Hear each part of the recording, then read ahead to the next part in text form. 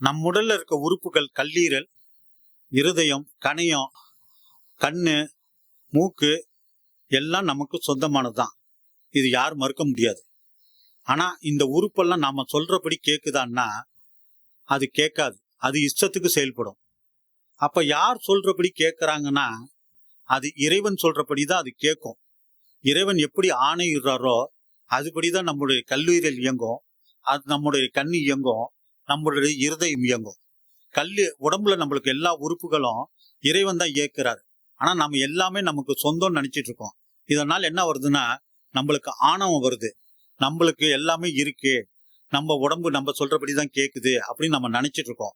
இதனால ஆணவம் தான் வரும். இது அர்த்தமில்லாத ஆணவம்.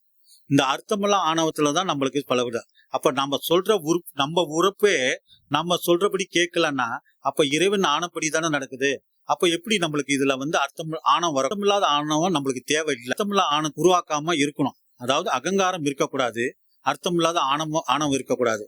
நம்ம ஆணவம் இல்லாம வாழ கத்துக்கணும்.